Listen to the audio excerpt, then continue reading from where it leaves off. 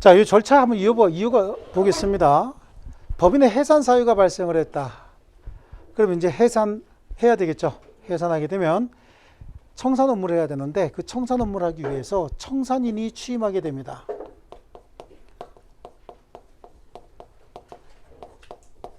청산인이 취임하면 취임한 날로부터 3주 이내에 자, 주무관청에 해산 신고를 합니다. 그리고 그 내용을 어떻게 합니까? 등기한다라고 하는 거예요. 해산 신고는 몇월 며칠자로 해산 사유가 발생을 했고, 자, 그 몇월 며칠자 해산 사유는 뭐고, 그 다음에 청산인은 누군지, 그 다음에 혹시 주소 바뀐 사항, 기타 뭐가 있으면 그런 사항들 다 적는 거예요. 이때 청산인은 누구냐? 청산인은 원래 해산 당시 이사가 청산인이 돼야 돼요. 근데 우리 민법에 뭐라고 돼 있냐면 정관이나 사원 총회 결의로 정한 자가 없으면 해산 당시 이사라고 돼 있어요. 자, 그런데 해산 당시 이사도 청산인이 될 수 없으면 법원에서 어떻게 합니까? 선임을 해줍니다. 선임은 이해관계인 검사 청구에 의해서도 할 수 있고 직권으로도 선임할 수 있는데 거의 제가 봤을 때는 그냥 직권으로 선임해 버립니다. 법원에서. 자, 이렇게 청산인이 취임을 했습니다. 그럼 청산인은 취임한 날로부터 2월 이내에 취임한 날로부터 2월 이내에 자, 채권자들에게 채권을 신고하라고 최고해야 됩니다. 취임한 날로부터 2월 이내에 채권 신고를 최고한다. 채권 신고를 최고할 때 청산인이 모르는 채권자도 있고 청산인이 아는 채권자도 있겠죠. 청산인이 모르는 채권자는 누군지 모르는데 찾아가고 최고할 수는 없잖아요. 그럼 얘는 어떻게 하는 거죠? 공고 방법을 합니다. 공고도 2월 이내에 3회 이상을 공고한다라고 되어 있어요. 그 다음에 청산인이 아는 채권자는 어떻게 해야 돼? 개별적으로 최고해야 됩니다. 개별적으로 전부 빨리 채권 신고하시오라고 해야 되고, 그리고 신고기간을 운영해야 돼요. 신고기간은 2월 이상의 기간 동안 신고기간을 운영을 합니다. 그리고 이 청산인이 모르는 채권자가 이때 혹시 신고하지 않았다. 그럼 청산에서 어떻게 된다? 제외된다. 라고 하는 것도 같이 공고해야 되죠. 그리고 실제 청산인이 모르는 채권자가 신고하지 않았답니다. 그럼 모르는 사람을 위해서 돈을 남겨둘 필요는 없잖아요. 그럼 청산에서 제외할 수밖에 없는 거죠. 근데 청산인이 아는 채권자는 개별적으로 최고한다 그랬잖아요. 얘는 신고하지 않았다 라고 하더라도 반드시 뭐 해줘야 되는 거예요?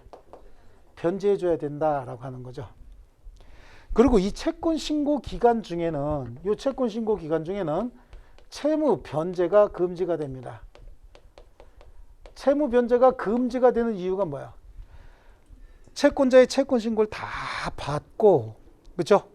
그 다음에 이거 하면서도 계속해서 또 법인이 받아야 될 돈, 이거 싹 다 모아놓는 거야. 그래 법인의 재산이 전부 확보가 될 거 아니겠습니까? 그리고 채권자들로부터 채권 신고를 다 받아보면 그때 법인의 재산으로 채무를 변제할 수 있는지 없는지가 결정이 나는 거죠. 근데 중간중간에 이렇게 계속해서 채무 변제하고 있다가 막판에 왕창 채권 신고가 들어오는데 계속해서 조금씩 갚아도 아직도 우리 재산이 많아. 그 조금씩 갚다가 나중에 왕창 채권 신고가 들어오면 이거는 법인의 재산보다 채무가 더 많네. 그럼 청산으로 갈 게 아니고 뭘로 가야 되죠? 파산으로 가야 되는데 그러면 돈 받아가신 분들 있잖아요. 돈 다 원위치하세요. 죄송하게 됐어요. 이게 파산인데 청산했네. 그럼 그분들 전화기 다 바꿔버리죠. 창밖으로 다 던져버리죠. 그죠? 없애버립니다. 전화기 다 싹 다 없애버려요. 전화 안 받아버린다고. 그럴까봐 아예 처음부터 청산기간 중에는 채무 변제가 금지가 돼요. 그럼 일도 생길 수 있잖아. 변제기가 도래한 채권들 어떻게 할 거냐는 얘기죠. 변제기가 도래한 채권도 변제가 금지가 됩니다. 다만 그런 사람들한테 뭘 주면 되는 거죠? 지연이자, 지연 손해를 배상해 주면 되는 것이다 라고 하는 거예요. 결국은 청산인이 취임했다는 얘기는 청산사무를 해야 되는데 청산사무의 핵심이 뭐예요? 채무 변제인 거야. 청산사무의 핵심이 채권을 추심하고, 그래서 청산사무는 제일 먼저 현존사무 빨리 끝내야 되겠죠. 현존사무 빨리 종결하고 채권을 추심해서, 채권을 추심한다는 얘기는 법인의 재산을 최대한 늘려야 된다는 얘기잖아요. 그죠? 채무 변제할 수 있는 재산을 늘려야 되겠죠. 그 다음에 어떻게 돼? 채무를 변제하는 절차. 이게 청산사무예요. 자, 청산으로 들어가서 채무를 다 변제하고 나면은 재산이 남을 수밖에 없어요. 왜냐하면 채권 신고 기간 내에 채권 변제가 금지가 돼서 법인의 재산을 다 모아봤더니 채무보다 많더라. 그럼 청산으로 가는 거고, 법인의 재산을 다 모아봤더니 채무보다 적더라. 그럼 파산 신청하고 파산관제인에게 업무를 넘겨버리면 그때부터는 채무자 파산에 관한 법률, 즉 파산 및 회생에 관한 법률 파산법이 적용이 되지 민법이 적용되지 않습니다. 청산 절차가 진행이 됐다는 얘기는 법인의 재산이 채무보다 많았다 그 얘기죠. 그러면 재산이 남을 수밖에 없어요. 그럼 남는 재산은 어떻게 할 거냐? 청산인이 가져가는 거 아닙니다. 남는 재산을 잔류재산이라고 하거든요. 이 잔류재산을 귀속권리자에게 귀속시키는 업무까지가 청산인의 업무예요. 이게 청산인의 업무인데 채무 변제하기 위해서 이거 하는 거 아닙니까? 채권자들에게 채권 신고하라고 최고하는 거죠. 그래서 지연손해까지 하는데, 이렇게 해서 채권 신고를 다 받아보니까 법인의 재산이 채무 변제에 충분하다. 그럼 변제가 이루어져야 되죠. 이 이후부터는. 그래서 청산이 이루어지는 거야. 청산이 이루어지다가 보면은 갚을 거 다 갚았습니다. 그럼 뭐가 남아? 잔류재산, 자녀재산이 남죠. 자녀재산을 귀속시켜야 됩니다. 그럼 자녀재산 누구에게 귀속시킬 것이냐라고 하는데, 먼저 정관의 정한자에게 귀속시키는 거예요. 정관에 신의형이 줘라라고 해서 명시해 버릴 수도 있어요. 그럼 신의형이 줘야 돼요. 근데 신의형이 줘라가 아니라 정관에 귀속권리자 정하는 방법만 정해놨을 수도 있어요. 왜 그렇게 하는지 모르겠어. 그냥 신의형이 주라 그러면 될 걸, 그죠? 근데 그렇게 안 하고 신의형이가 나가는 학원에 수강생들 다 모아서 가위바위보를 시켜서 5명을 뽑는다. 그래서 1, 3, 5등은 빼고 2, 4등만 준다. 이럴 수도 있어요. 그럼 1, 3, 5등 받아 못 받아? 못 받고 2, 4등만. 그럼 여기는 귀속권리자를 정하는 방법이 정해져 있는 거죠. 그럼 귀속권리자 충분히 정할 수 있잖아요. 이렇게 정관에 귀속권리자를 정해놨다든지 아니면 귀속권리자를 정하는 방법이라도 정해놨어야 되는데 이걸 안 했다는 거죠. 그러면 법인의 목적과 유사 목적으로 남은 재산 처분할 수 있어요. 근데 유사 목적으로 처분할 때 유사 목적인지 아닌지는 주무관청에서 가장 잘 알겠죠. 이 부분하고 이 부분이 지금 청산 절차에 들어갔는데 재산이 남는다고 연루 준대. 근데 목적이 진짜 유사한지 여부는 주무관청에서 심판을 해야죠. 그래서 이때는 주무관청에 허가를 얻어야 되고요. 혹시 사단법인 같으면 사원청에 총회 결의가 있어야 되는 거예요. 사원청에 결의가 있어야 된다라고 하는 거고요. 이러고도 재산이 남는 경우가 있답니다. 그러면 세 번째 어떻게? 국고에 들어가야 되죠? 그래요. 우리나라가 우리한테 해준 게 많이 있나요? 없나요? 하여튼 가져가는 건 많죠. 근데 이제 가져간 건 꽤 많습니다. 이런 것들도 국고에 가는데 제가 여태까지요 이렇게 넘어간 거 본 적이 거의 없는 것 같아요. 몇 군데 제가 보긴 봤는데 100% 일로 넘어가는 것 같습니다. 그렇죠? 정관의 정한자에게 준다. K스포츠하고 미르재단 정관의 정한자한테 줄 테니 법원에서 와라. 그럼 가야 안 가요? 아유, 저 그거 관련 없어요. 그만두지 한참 됐어요. 그러죠? 귀찮으니까.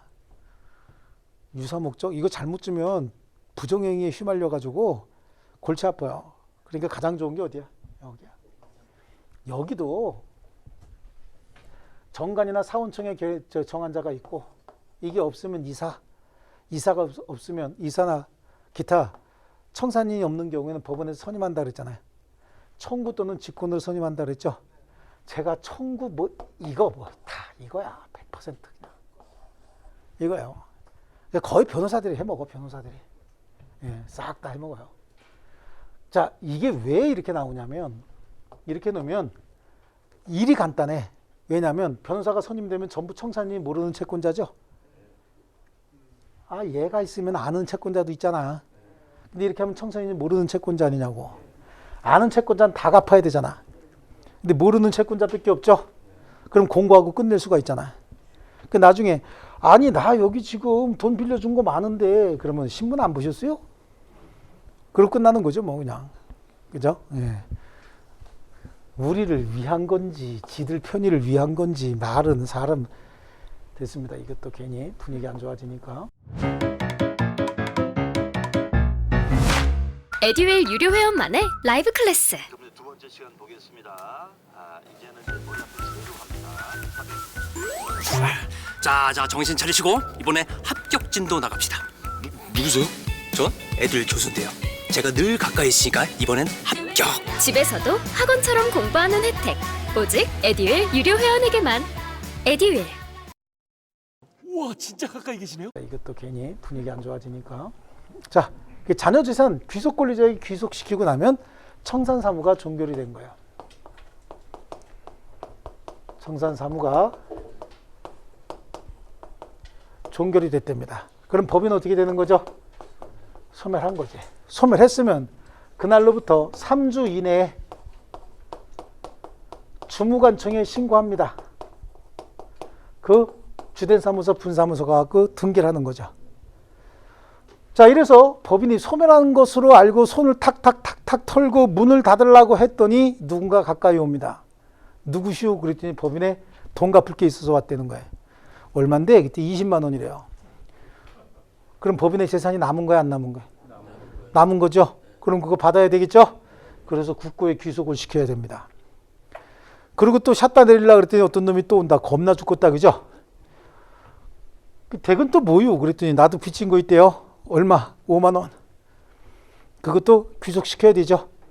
이렇게 청산 종결 등기가 격려가 됐음에도 불구하고 법인의 재산이 남아있다는 얘기는 청산 사무가 아직 끝나지 않았다는 얘기예요. 그러면 법인이 소멸하는 시점이 언제냐? 언젠진 모르지만 청산 사무가 사실상 종결된 때 이때 법인은 소멸한 거죠.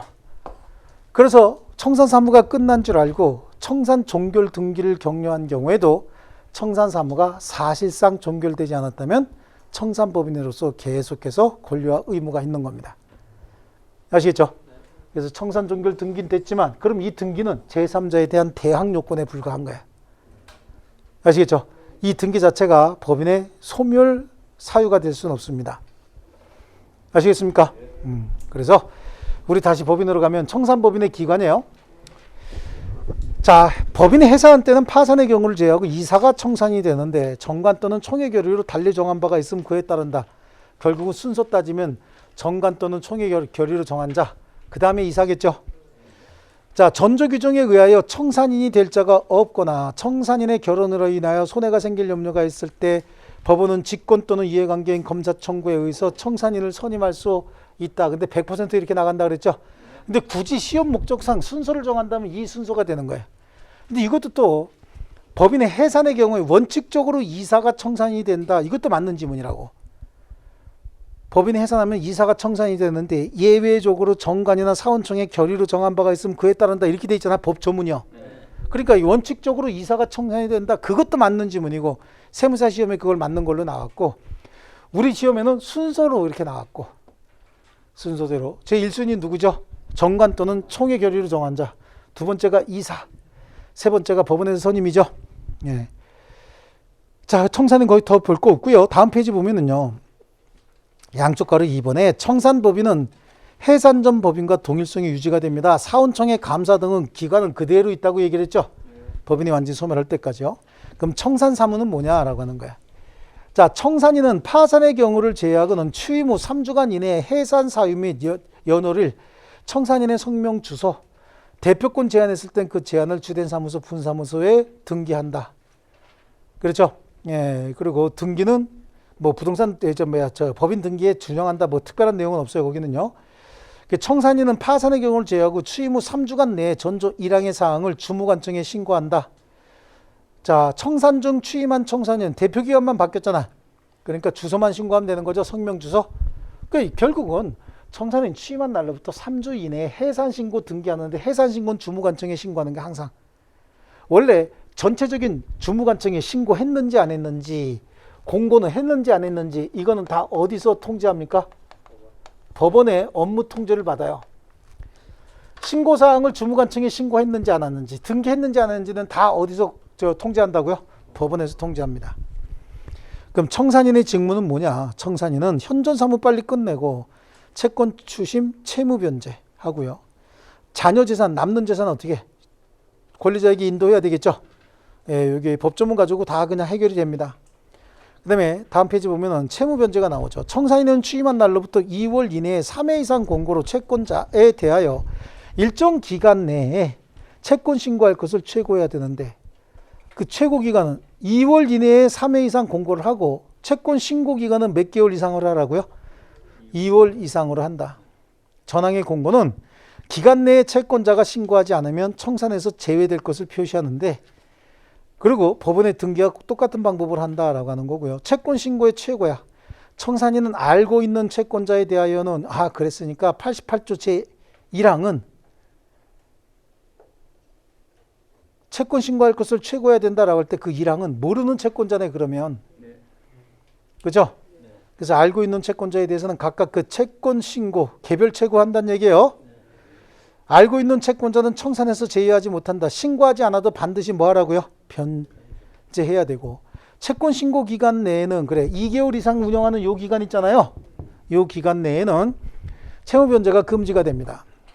그래서 채권 신고 기간 내에는 채권자에 대하여 변제하지 못하는데 법인은 채권자에 대한 지연 손해배상 의무는 면하지 못한다는 얘기는 손해배상, 지연이자 줘야 된다는 얘기예요.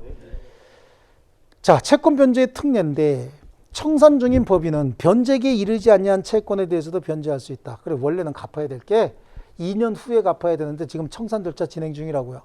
그럼 지금 갚아야 되겠죠. 그럼 2년 동안 이자 상당 여부라든지 미리 지급한 이자 같은 경우 전부 회수해야 되겠죠. 이거 결산 다 해야 되는 거고요. 전항의 경우 조건 있는 채권, 존속기간, 불확정 채권 및 기타 불확정 채권에 관하여 기타 가액의 불확정 채권에 관하여는 법원에서 선임한 감정인의 평가에 의해서 변제해야 되고요. 청산에서 제외된 채권, 여기 신고하지 않아서 청산에서 제외된 채권은 귀속 권리자에게 인도되기 전 재산에 대해서만 변제 청구할 수 있다라고 하는 거예요. 근데 이게 말이 안 되는 소리가 공고 방법으로 공고했는데 이걸 잘 몰랐는데 극적으로 여기서 나타날 가능성은 거의 드물죠.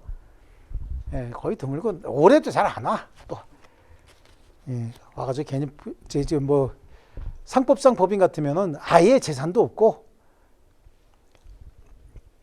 자, 그다음에요. 청산인이 모르는 채권, 거기서 법조문 가지고 그냥 다 해결해 버릴게요.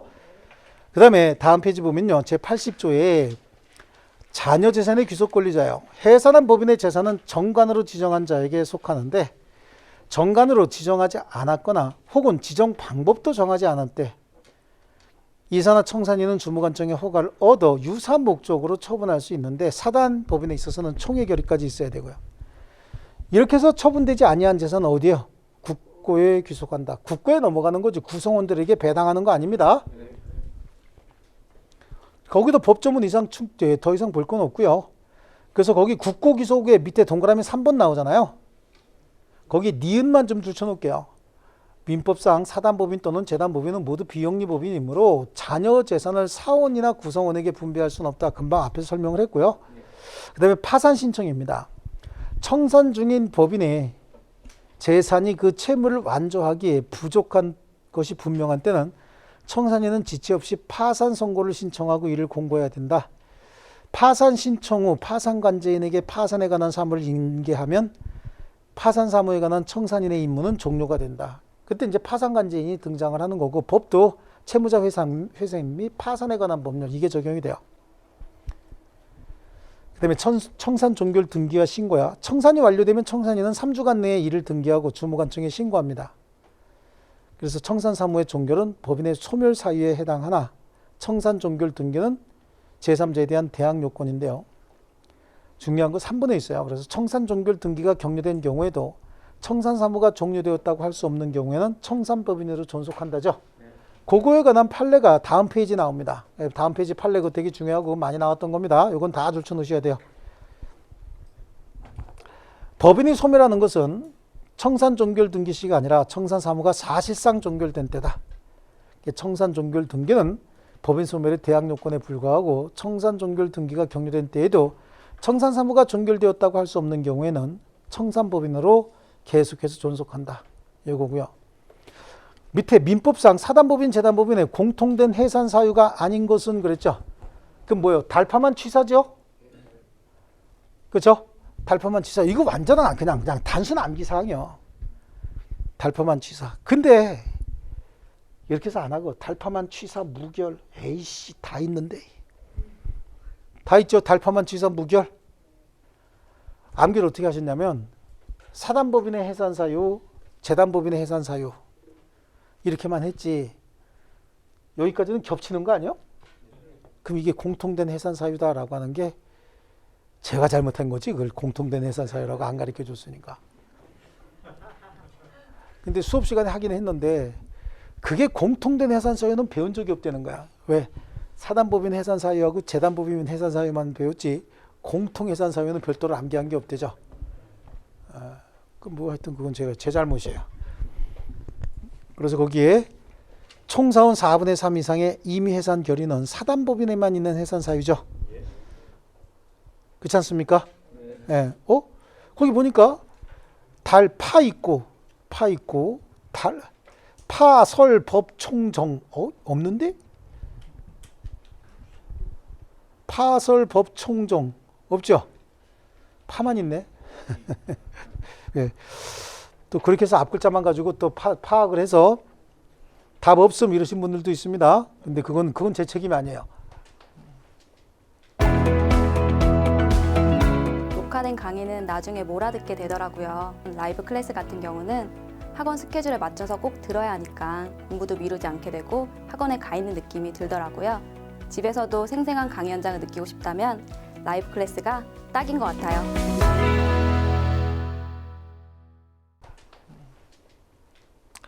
자, 그 다음에 나오는 게 이제 법인의 등기예요.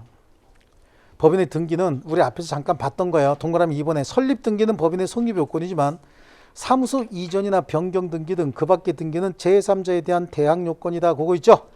그거 하나 하고 나머지는 모든 등기는 사유 발생일로부터 얼마? 3주 이내에 한다라고 하는 거야. 3주 이내에. 그리고 이제 등기에 관한 사항은요. 자, 여기 이제 이걸 서울이라고 한번 할게요. 여기 다 보이시죠? 서울을 이제 이렇게 한번 그려볼게요. 네, 서울. 그리고 이제 이렇게 해서 이 뭐야? 한 리버죠? 한 리버. 서울에 몇 개 구청으로 되어 있어요? 25개 구청으로 되어 있죠? 이렇게 되어 있어요. 어떤 분도 이거 쉬워. 25개인지 아닌지. 그냥 안 놔두는 수가 있어. 자꾸만 그런 거 씌우고 그러면. 자, 서울 주변에 이제 이렇게 도시가 있어요. 고양이죠. 고양, 김포, 인천, 광명, 안양, 수원, 성남. 여기가 하남, 양주, 남양주, 동두천, 포천 이렇게 돼 있죠. 쭉 돌아가면서요. 더 있어. 더 있기는. 자, 여기다가 사단법인이나 재단법인을 하나 만들 거예요. 그럼 이제 본사 만들어야 되죠. 그럼 여기다가 등기합니다. 법인의 등기사항 뭐 있었어? 이자, 명목, 소호전, 제출 등기했죠? 등기했어요. 그 다음에 여기다가 분사무소 하나 만들려고 그러는 거야. 그럼 여기서 봤을 때는 새로이 법인이 하나 생겼죠? 이자, 명목, 소호전, 제출해야 되죠? 그리고 여기다가는 뭐 하는 거지? 제1분사무소 생겼으면 하나 변경 등기하면 되는 거야. 여기다가는 제2분사무소 만들려고 그래요. 그러면 이자, 명목, 소호전, 제출 만들어야 되죠. 여기 제2분사무소 생겼음 여기다가도 제2분사무소 어디에 있음 등기하면 되죠. 그죠? 자, 한 번만 더 할게요. 네, 한 번만. 여기다가 또 하나 만들어도 거야. 그럼 이자, 명목, 소호전, 제출 쓰면 되죠. 여기다가 제3분사무소, 여기도 3분사무소 설치했으면 여기다 설치했으면 표시하면 되는 거죠. 어려워요? 하나만 더 할까요? 그만할까요? 예, 네, 그만해야 되겠지. 자, 그러면 이제 이사 갈라 그래, 이사. 여기서 어디로? 여기로. 이사 갈라 그러면 여기다가 이자, 명목, 서호전, 제출하고 요건 다 정리돼서 들어갔겠죠? 그럼 여기다가 본사무소 소재지 변경 등기해야 되지. 본사 여기서 일로 옮겼다고. 여기다가는요. 변경 등기 다 해야 되겠죠? 본사무소 변경. 여기는요. 여기는 등기부를 폐쇄하고 얼로 이전했음이라고 해서 이 주소만 남겨놓으면 되는 거지. 여기다가는 여기 이전한 주소지만 여기다 남기면 되잖아. 어디로 이전했으면 이렇게 표시만 하면 되는 거죠. 예. 등기는 이게 다요. 아시겠죠? 그러니까 시험에 안 나와. 이걸로 끄시고 앞으로도 절대 수업 안 할 거예요. 그 대신 여러분이 한번 해보시면 돼. 이따 점심 드시면서 한 분씩 한 분은 여기다가 본사 설치하고 네 분이 가셔야 되겠다. 한 분은 지사 설치하고 그리고 다 같이 이전 한번 시켜보고요. 아시겠죠? 한번 해볼게요. 등기는 다 했어. 예? 분소 이전이요? 아, 똑같죠. 여기 분사무소 일로 이전했대요. 그럼 여기다가도 다 변경 등기 다 해야지. 아, 여기 이전하면 여기는 새로운 법인이 생긴 거 아니에요. 여기서 봤을 때는 이자, 명목, 소호전 제출해놓고 여기다가 변경 등기 제4분사무소 얼로 변경했음 다 해주면 되죠. 그 변경 등기. 분사무소도 이전했을 때, 주사무소 이전했을 때는 여기 주사무소 얼로 변경됐으면 다 적어주면 되는 거고. 아시겠죠? 암기는 이자, 명목, 소호전 제출 요거에다가 지사무소 할 때 지사는 이자, 명목, 소호전 제출하고 여기다가는 지사 설치했음 변경 등기잖아. 그거는 그렇죠. 제2분사무소 설치하면 여기다가 변경 등기하고 제1분사무소에도 2분사무소 만들었으면 변경 등기하고 그 제2분사무소는 처음 법인이 생긴 거니까 이자, 명목, 소호전 제출 등기하면 되고요. 설립 등기에 관한 사항 그죠? 네, 이렇게 등기하면 된다는 얘기예요. 자, 그 다음에 해산 및 청산 정결 등기도 마찬가지고요.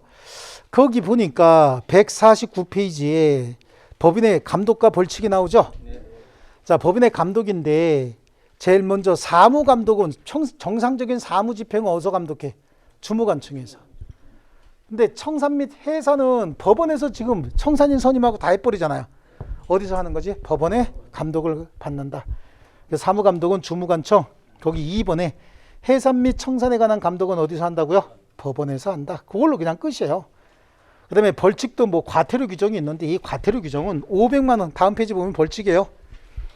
법인의 이사, 감사 또는 청산이 다음의 경우에 500만 원 이하의 과태료에 처한다 이렇게 돼 있죠. 이건 실질적 의미의 민법에 포함시키고 싶어 하지 않습니다. 학자들이. 과태료는 평행한 관계에서 부과하는 거야? 수직적인 관계에서 부과하는 거야? 그렇죠? 제가 여러분한테 아유 수업 시간에 좀 좋으셨군요. 과태료 10만 원 부과합니다. 그럼 뭐래요? 쉬라고 잡히네. 지가 뭔데 과태료 부과하고 그래? 그죠? 근데 차 타고 가다가 편의점에다가 차 세워놓고 물 하나 딱 사러 갔다 왔더니 누가 딱지 붙여놓고 갔네. 주차 위반. 그땐 성질 나 안 나? 성질 나죠? 이거 어디 갔나 찾아보니까 저기 이미 도망가고 있네. 그럼 온갖 성질 다 하면서 과태료 부과 이거 띄워갖고 막 발기발기 찢죠? 성질 부리면서 왜? 내야 되니까. 근데 내가 과태료 부과하면요. 씩 웃지요? 그냥 가버린다고. 그러니까 과태료라고 하는 건 사실은 민사적인 거래관계라고 볼 수 없어요. 국가에서 공권력 가지고 있는 주무관청이 우월한 공권력의 주체로서 우리에게 부과하는 거기 때문에 어떻게 보면 민법의 범위는 아니다. 이렇게도 보여집니다. 오늘 권리능력 없는 사단하고 재단까지 해야 되는데 1시간이 부족하네요. 그죠? 자꾸만 똑같은 말 반복해서 그런가 봐. 그래도 어떡합니까? 1시간 더 할 수도 없고 그죠? 더 해도 돼요? 그만해야 되겠죠? 자, 오늘 수업은 여기까지 하고 그 다음에 프린트 나눠드린 거 있잖아요. 법인. 오늘 10월 18일인가요? 아, 지난주에 나눠드린 거. 네. 자, 여러분 제가 드린 그 프린트에 보면은 위에 이렇게 큰 글씨가 있고 밑에 조그만 글씨들 있잖아요. 1, 2, 3, 4. 이게 중요한 게 아니라 위에 있는 이 글씨가 중요한 거예요. 그래서 이제 왜 받은 거하고 칠판에 있는 거하고 달라요 라고 하는데, 여러분 받은 거는 이거 다 안 집어넣고 이게 핵심 단어니까 핵심 문장이니까 요걸 알아두시란 얘기예요. 나머지는 틀린 거 나온 거 똑같은 거 나온 거 이거 뭐 하려고 집어넣겠어요. 그냥 틀린 거만 어떻게 나왔나라고 하는 거 하나씩만 이렇게 집어넣은 것들도 많이 있어요. 자, 재단법인 설립행위는 상대방 없는 단독행위다. 순서가 맞아요? 뒤쪽에 있나요? 몇 번에 있나요? 두 번째 있나요? 2번에 보면 재단법인 설립행위는 상대방 없는 행위고, 이러한 출연행위에 착오가 있다면 출연자는 착오를 이유로 출연의 의사표시 취소할 수 있다고 아까 말씀드렸죠. 예, 요거는 의사표시 취소할 수 없다라고 하면 그게 틀린 거죠. 또 증여 방식이 서면에 의한 증여였다 하더라도 착오를 이유로 취소할 수 있어요. 어떤 방식이든지 취소할 수 있느냐 없느냐는 표 의자를 중심으로 하지 형식이 어떤 형식이었고 상대방에게 손해가 있느냐 없느냐 이게 기준이 아닌 거예요. 아시겠죠? 그래서 중요한 말은 위에 있는 겁니다. 위에 있는 거 요거. 그래서 4번에 재단법인 설립을 위한 설립자의 재산 출연행위는 상대방 없는 단독행위다. 왜냐하면 출연할 당시에는 아직 받을 상대방이 정해져 있지 않은 거거든요. 자, 그 다음에 사단법인 사원의 지위, 양도 상속할 수 없다는 민법 규정은 강행 규정이 아니다 이렇게 돼 있죠. 요건 여러분 책 맨 뒤에 있을 것 같은데, 그죠? 책이 아니라 그죠? 프린트 맨 뒤에 있나요? 바로 있나요? 바로 밑에 있나요? 그래, 사단법인 사원의 지위는 양도 상속할 수 없다는 민법 규정은 강행 규정이 아니다. 근데 왜 2번부터 나왔지? 아, 1번이 있구나. 1번 이거 맞죠? 사단법인 정간의 법적 성질은 계약이 아니라 자치법규이므로 그 규범적인 의미 내용에 대한 해석은 법규 해석의 일반 원칙에 따라야 하고 사원청의 결의 방식으로 해석할 수는 없다. 이게 핵심 문장인 거예요. 이거하고 틀린 건 틀렸다는 얘기예요. 그래서 사단법인 정간은 자치법규다라고 하는 거고, 사단법인 정간은 자치법규이므로 여기까지 맞았어요. 해석 당시 사원의 다수결에 의한 방법으로 자의적으로 해석하면 돼, 안 돼? 안 된다 그랬죠? 그리고 사원청의 결의에 의한 정관 해석은 그럼 뭐야? 무효잖아.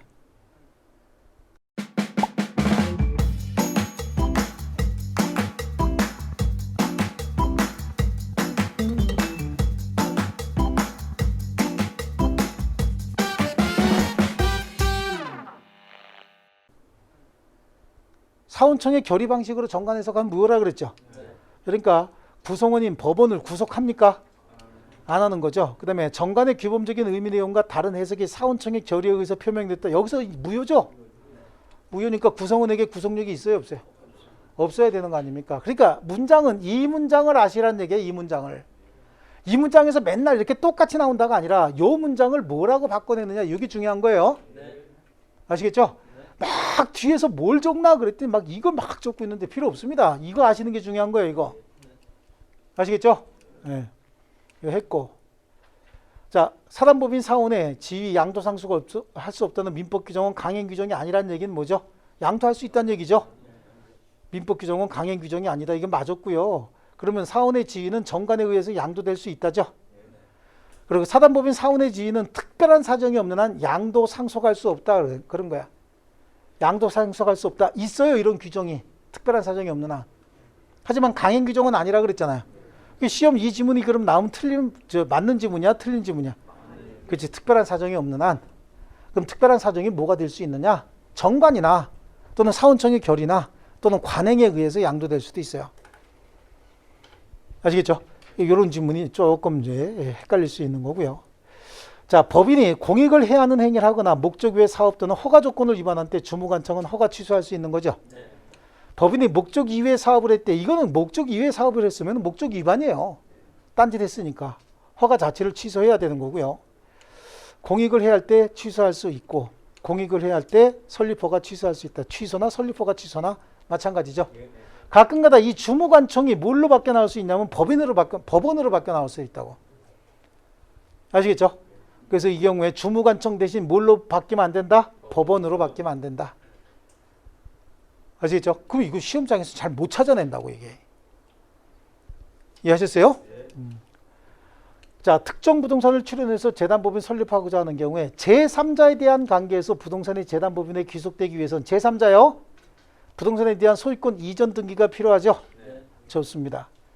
여기에 보니까 다 이전 등기가 필요하다라고 하는데 3번에 보면 출연재산이 부동산인 경우에 법인 설립 등기만으로 제3자에 대하여 재단법인에게 귀속되는 거 아니죠? 취득 등기 얘기하는 거야. 부동산 취득 등기. 근데 교묘하게 법인 설립 등기라고 얘기를 했죠. 그래서 부동산에 대한 소유권 이전 등기가 필요한 거예요. 법인 설립 등기뿐만 아니라요. 예. 그다음에 해산 및 청산은 법원이 검사 감독하는 거죠. 그렇죠. 근데 다 뭐라고 바뀌었어? 주무관청이 그럼 틀렸죠. 법인이 그럼 맞는 거고요. 그러니까 요것도 이제 주무관청으로 잘 바꿔 놓지만 그 전에 있었던 거 여기 주무관청은 허가를 취소할 수 있다. 이게 이제 뭘로 바뀌어 나올 차례냐면 법원이 허가 취소할 수 있다. 이렇게 바뀌어 나올 차례가 됐다고. 시험이. 아시겠죠? 예. 자, 사단법인은 주무관청의 허가를 받아 주된 사무소 소재지에 설립 등기함으로써 성립한다. 이거 맞았잖아요. 여기 법인의 설립은 법원의 허가를 요한다가 아니지. 주무관청의 허가죠. 이제 바꿔 넣는 게 이제 힌트를 법원이 나왔다. 또는 주무관청이 나왔다. 시험장에서 법원이 나왔다. 주무관청이 나왔다. 그럼 동그라미 쳐놓고 맞는지 틀리는지를 한 번 더 되새김질을 해볼 필요가 있다고요. 이런 걸로 바꿔 나왔는데 틀리면 되게 억울하단 말이죠. 그죠? 그 다음에 주무관청의 허가를 받으면서 성립한다. 주무관청의 허가 받으면 성립하는 거예요? 글쎄 설립 등기까지 해야 되지. 3주 이내에. 그죠? 이런 거 짧아도 굉장히 잘 틀린다고. 자, 법인의 대표자가 직무에 관하여 타인에게 불법행위를 한 경우에 그 법인의 대표기관과 연대해서 불법행위로 인한 손해배상 책임이 있다. 이 경우에는 손해배상 책임이 35조 불법행위로 인한 책임이니까 사용자 책임을 적용할 이유가 없죠. 훨씬 더 강한 책임이에요. 자, 법인의 대표자가 직무에 관하여 타인에게 불법행위한 경우에 사용자 책임은 적용되지 않는다. 불법행위 책임을 지기 때문에 그런 거예요. 또 두 번째도 사용자 책임 적용하지 않는다고 나왔죠. 똑같은 내용이 나왔고 법인은 사용자로서 불법행위 책임을 지는 것이므로 대표기관 선임 감독에 있어서 주의를 다했음을 증명하면 책임을 면한다. 아니잖아. 무슨 책임이라 그랬어요? 무과실 책임이라 그랬죠. 무과실 책임. 청산인은 법인의 대표기관입니까? 아닙니까? 특임 청의직 암기 안 돼? 대표기관 맞죠? 예, 그래서 불법행위 책임 성립하는 거예요. 대표자가 직무에 관하여 타인에게 불법행위한 경우에 법인은 불법행위로 인한 손해를 배상할 책임이 진다. 굉장히 지금 이거는 뭐 드라이하게 나왔죠? 쉽게 나온 거고요. 대표권 없는 이사 우리 전문 용어로 뭐라 그랬어요? 그죠? 바지. 예. 법인의 대표기관이 아니므로 이들의 행위에 대해서 법인의 불법행위 책임 성립합니까? 아는 거죠? 예, 그래서 법인의 불법행위 책임이 성립하면 대표기관의 불법행위 책임은 성립하지 않는다. 이게 틀렸죠? 법인의 불법행위 책임이 성립해도 대표기관의 행위도 같이 성립하는 겁니다. 이것도 틀렸는데 아마 여러분 프린터가 없을 겁니다. 그죠? 자, 그 다음에 이사의 대표권을 제한했으면 정관에 기재해야 되죠. 그래야 효력이 발생하고 이에 대해서 등기를 마치지 않으면 법인은 대표권 제한에 대한 선악불문하고 모든 제3자에게 대항하지 못한다. 선악불문이에요. 보니까 겁나게 나오죠, 이거. 그죠? 그래서 이사의 대표권 제한은 정관에 기재하지 않으면 효력이 없다. 이사의 대표권 제한이 정관에 기재됐더라도 등기를 마치지 않으면 정관 규정을 알고 있는 악이잖아, 악의 제3자에게도 대항할 수 없다. 이것도 맞았죠? 대표권 제한을 등기하지 않았더라도 사실을 상대방이 알았더라면 즉 악의인 경우에 법인은 대표권 제한으로서 상대방에게 대항할 수 없죠. 법인의 정관에 규정된 대표권 제한을 등기하지 않았더라도 등기하지 않았답니다. 악의 제3자에게 대항할 수 있다. 틀렸잖아요. 똑같은 말이지만 조금 의미 다르게 얘기하고 있잖아요. 그러니까 우리가 확실히 알아야 되는 거 이 문장이란 말이야. 위에 있는 이 문장. 아시겠죠? 이거하고 의미가 달랐다 또는 용어가 달랐다 그럼 다 틀리는 거예요. 정관에 기재된 이사의 대표권 제한 등기하지 않았더라도 법인은 대표권 제한을 알았던 제3자에게 대항할 수 있다. 여기 지금 2, 3, 4, 5번 다 똑같은 말인데 표현은 다 조금씩 달리하고 있잖아요. 그러니까 어떤 걸 암기할 거냐고 위에 있는 이걸 암기하면 되는 거지. 아시겠죠? 예, 모범 문장을 암기하셔야 되는 거예요. 자, 이사가 없거나 결혼이 있는 경우에 이로 인해서 손해가 생길 염려가 있으면 법원은 이해관계인 검사 청구에 의해서 임시이사를 선임해야 된다죠. 중요한 말이 뭐야? 손해가 생길 염려가 있을 때 이해관계인 검사 청구지 직권으로 판사에 돌아다니면서 법원에 이사 충분합니까? 이렇게 물어보는 판사 없죠? 그러니까 청구가 있어야 된다라고 하는 거고요. 이사의 결혼으로 뭐 손해. 여기까지는 좋은데 법원이 직권 이거 틀렸죠. 이사의 결혼으로 손해가 생길 염려가 있으면 특별 대리인이요. 장모 회사하고 계약할 때 특별 대리인이죠. 네. 자, 그다음에 법인과 이사의 이익 상반 이게 특별 대리인이잖아요. 그럼 임시이사 선임해야 되는 게 아니라 특별 대리인 선임이죠. 법인과 이사의 이익 상반은 법원은 이해관계인이나 검사 청구에 의해서 임시이사가 아니라 이번에 또 누구?